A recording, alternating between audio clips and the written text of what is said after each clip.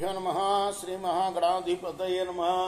శ్రీ సరస్వతి నమః. భక్తులారా, వ్యాస మహర్షి రచించిన మహాభారత ఇతిహాసం యథాతథంగా చెప్పుకున్నాం. ప్రతి శ్లోకం దాని అర్థం.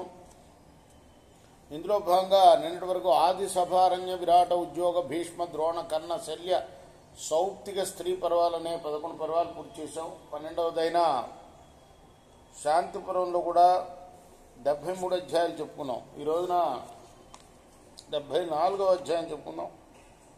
చెప్పుకునే ముందు వ్యాస భగవాను ప్రార్థన చేసుకుందాం.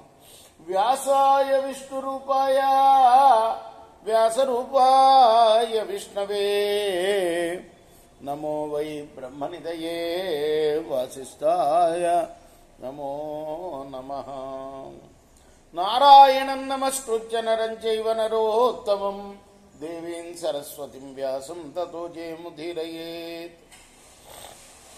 సమర్థ గురు సాయినాథ మహారాజ్ కీ జయ. భీష్మ ఉవాచ యోగక్షేమో హి రాష్ట్రస్య రాజన్యాయత్త ఉచ్యతే యోగక్షేమో హి రాజ్ఞో హి సమాయత్తః పురోహితే. భీష్ముడు చెప్తున్నాడు, రాష్ట్రం యొక్క యోగక్షేమాలు రాజు అధీనంలో ఉంటాయి. రాజు యొక్క యోగక్షేమాలు పురోహితుల అధీనంలో ఉంటాయి. యత్రాదృష్టం భయం బ్రహ్మ ప్రజానాం సమయచ్యుత దృష్టంచ రాజా బాహుభ్యాం తద్రాజ్యం సుఖమేదతే. ప్రజలకు కనపడిన భయాల్ని పురోహితుడు శమింపజేస్తాడు, కనపడే భయాన్ని రాజు శమింపజేస్తాడు. అలా ఉంటే ఆ రాజ్యంలోని ప్రజలందరూ కూడా సుఖపడతారు. అత్రాప్యుదాహరంతిమం ఇతిహాసం పురాతనం. దానికి కూడా ఒక ఉదాహరణ చెప్తానయ్యా. ఇతిహాసం ఉంది, ఒక కథ. ముచుకుందస్య సంవాదం రాజ్ఞో వైశ్రవణస్య చ. వైశ్రవణుడు అంటే విశ్రవసుని కుమారుడు కుబేరుడికి తర్వాత ముచుకుందుడికి జరిగిన సంభాషణ చెప్తాను ఉదాహరణగా విను. ముచుకుందో విజిచ్చేమాం పృథివీం పృథివీపతి జిజ్ఞాసమానః స్వబలం అభ్యయాదలకాధిపం.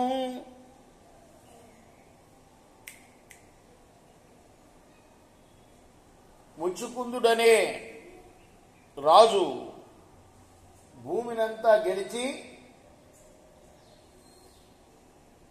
తన బలం తెలుసుకోవాలని అలకానగరానికి అధిపతి అయిన కుబేరుడిపైకి దండెత్తాడు. తతో వైశ్రవణో రాజా రాక్షసాన సృజత్తథా తే బలాన్యవ మృద్రంత ముచుకుందస్య నైరుత.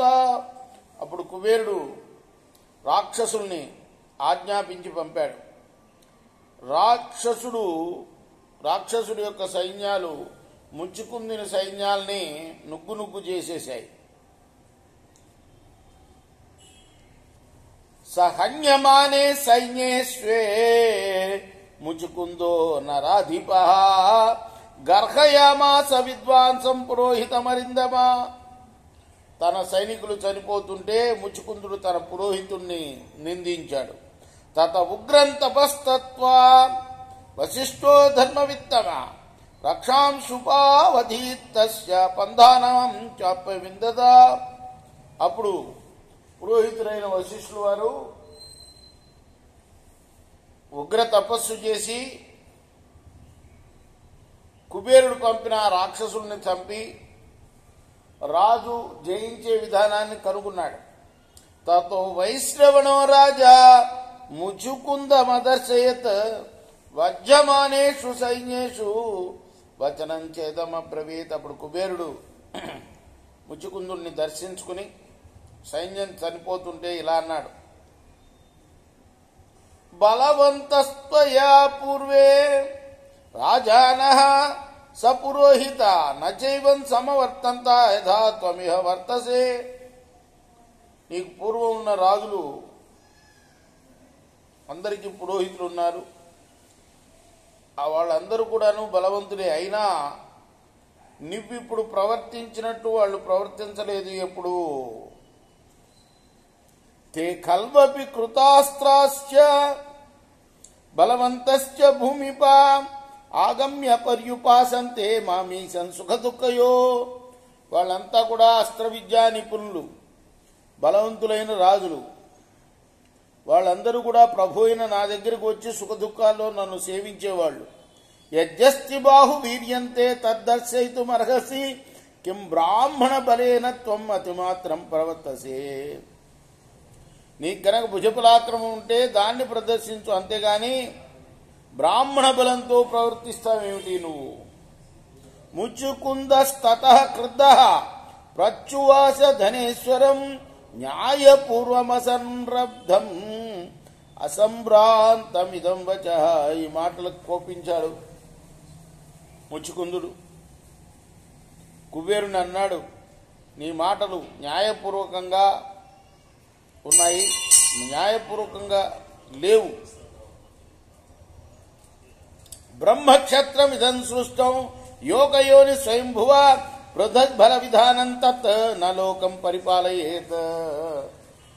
బ్రాహ్మణ క్షత్రియ జాతులు రెండిని కూడా బ్రహ్మ ఒకే గర్భం నుండి సృష్టించాడు. వేర్వేరుగా బలాలు రెండు లోకాల్ని పరిపాలించలేవు. తపో మంత్ర బలం నిత్యం బ్రాహ్మణేషు ప్రతిష్ఠితం అస్త్రబాహు బలం నిత్యం క్షత్రియేషు ప్రతిష్ఠితం. తపోబలం మంత్రబలం బ్రాహ్మణుల్లో నిత్యము ఉంటుంది, అస్త్రబలం బాహుబలం నిత్యము క్షత్రియుల్లో ఉంటుంది. తాభ్యాం సంభూయ కర్తవ్యం ప్రజానాం పరిపాలనాం తథాచ మాం ప్రవర్తంత కింగర్హస్యాలకాదివా. ఓ కుబేరా, వాళ్ళిద్దరూ కలిసి ప్రజలను పరిపాలించాలి, అలా ప్రవర్తించే నన్ను నిందిస్తావెందుకు.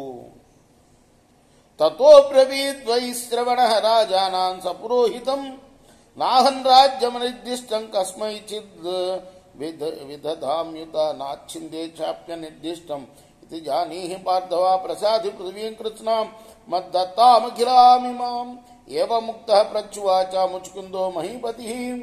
అప్పుడు పురోహిత సహితుడైన రాజుతో కుబేరుడు అన్నాడు, నేను ఈశ్వరుని అనుమతి లేకుండా రాజ్యం ఎవరికి ఇవ్వను. ఈశ్వరాజ్ఞ లేనిదే ఎవరి రాజ్యాన్ని కూడా గ్రహించను. తెలుసుకో రాజా, నేనిచ్చిన ఈ రాజ్యం అంతా కూడా పాలించు. అప్పుడు ముచుకుందుడు అన్నాడు, నాహన్ రాజ్యం భవద్దత్తం భోక్తుమిచ్చామి పార్థివా బాహువీర్యార్జితం రాజ్యం అస్నీయామితి కామయే. నువ్విచ్చిన రాజ్యం నాకు అక్కర్లేదు, నా భుజబలంతో సంపాదించిన రాజ్యాన్నే అనుభవించాలి అనుకుంటున్నాను. తతో వైశ్రవణో రాజా విస్మయం పరమం జయౌ క్షత్రధర్మే స్థితం దృష్ట్వా ముచుకుందమ సంభ్రమం. ఆర్తిస్తున్నా ఉండండి నాయర్. భీష్ముడు చెప్తున్నాడు, అప్పుడు క్షత్రియ ధర్మంలో స్థిరంగా నిలిచిన ముచుకుందుని చూచి కుబేరుడు చాలా ఆశ్చర్యపడ్డాడు. తతో రాజా ముచుకుంద అంటే కుబేరుడు నేనే ఇస్తాను తీసుకుంటే నువ్వు అక్కర్లేదు, నా భుజబలంతో గెలుచుకుంటా అన్నాడు అనమాట ముచుకుందుడు. తతో రాజా ముచుకుంద సోన్మసా సత్వసుందరాం బాహువీర్యార్జితం సమ్యక్ క్షత్రధర్మమనువ్రత. ఆ తర్వాత క్షత్రధర్మంతో గెలుచుకున్న భూమిని ముచుకుందుడు చక్కగా పరిపాలించాడు. ఏవం యో ధర్మ విద్రాజా బ్రహ్మపూర్వం ప్రవర్తతే జయచ్చ విజితాముర్వీం యశశ్చ మహదస్మృతే. ఇలా ధర్మజ్ఞుడైన రాజు బ్రాహ్మణుడి యొక్క ఆశ్రయంతో రాజకార్యాలని చక్కదిద్దుకుంటాడు. అంతకుముందు జయించని భూమిని కూడా జయించగలుగుతాడు, గొప్ప కీర్తిని కూడా పొందగలుగుతాడు. నిత్యోదకీ బ్రాహ్మణశ్చ నిత్య శస్త్రశ్చ క్షత్రియ తయోర్హి సర్వమాయత్తం యత్కించిత్ జగతీ గతం. బ్రాహ్మణుడు నిత్యం కూడా స్నాన సంధ్యాది అనుష్ఠానాలు చేయాలి. క్షత్రియుడు నిత్యము శస్త్ర విద్యాభ్యాసం చేయాలి. అలా కలిసి ఉంటే జగత్తులో ఉన్నదంతా వారిద్దరికీ వశమవుతుంది. ఇది శ్రీ మహాభారతే శాంతి పర్వణి రాజధర్మానుశాసన పర్వణి ముచుకుందోపాఖ్యానే 47తమోధ్యాయ. ఇది మహాభారత ఇతిహాసంలోని శాంతి పర్వంలోని 74వ అధ్యాయం. రేపు 75వ అధ్యాయం చెప్పుకుందాం. కృష్ణార్పణమస్తు. సాయి కృష్ణార్పణమస్తు. సమర్థ గురు సాయినాథ్ మహారాజ్ की जय. స్వస్తి ప్రజాభ్య పరిపాలయంతాం న్యాయేన మార్గేణ మహిమహీషా గో బ్రాహ్మణేభ్య శుభమస్తు. నిత్యం లోకాః సమస్తాః సుఖినో భవంతు.